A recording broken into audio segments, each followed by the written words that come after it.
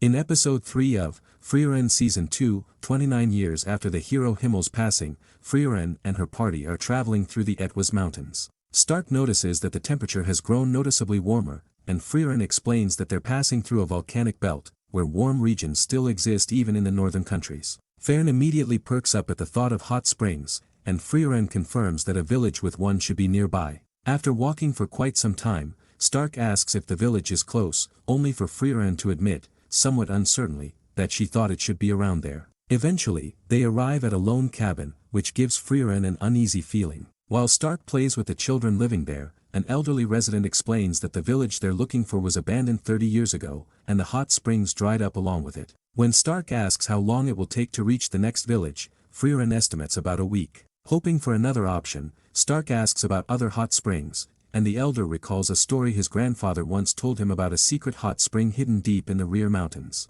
Frieren immediately recognizes it as the legendary secret hot spring of the Etwas Mountains, though she's unsure whether it still exists. She points out that heading straight to the next town would lead them to a hot spring much faster. After thinking it over, Stark reveals that he's heard about the secret hot spring before and insists they check it out, since they're already there. Frieren initially refuses, saying the effort isn't worth it, but Stark persists. Eventually, Frieren gives in with a small smile and leads the party into the mountains in search of it.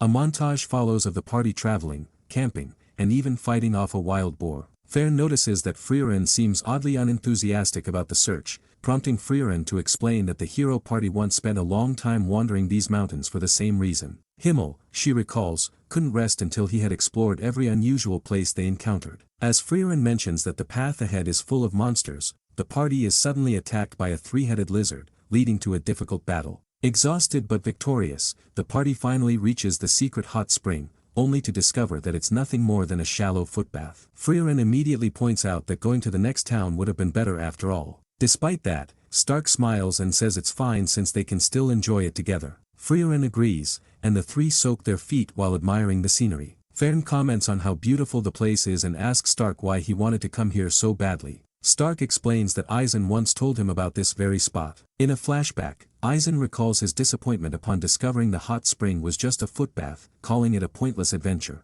Still, he admits it became an unforgettable memory, because it was the pointless journeys shared with comrades that stayed with him the longest. Back in the present, Stark agrees with Eisen's sentiment. Later, as they leave the mountains battered and dirty, admitting that the trip wasn't worth the effort, though the memory lingers all the same. Some time later, Frieren's party arrives in the northern lands at the fortified city of Heiss. Inside the inn they're staying at, Fern chats with Stark while reading a book. She notes that Frieren has spent most of their stay bathing in the city's hot springs, only leaving to browse magic shops. With 2 days left before they depart, Fern believes Frieren's behavior has been fairly restrained, thanks to her own strict oversight. Stark mentions that he plans to visit a weapons shop to get his axe sharpened the next day. Fern reminds him that she'll be free too and calls him tactless. Trying to tease her back, Stark impulsively invites Fern out on a date. Though her expression doesn't change, Fern drops her book in surprise. Expecting her to get angry, Stark is stunned when she calmly accepts and leaves, saying they'll meet the next day,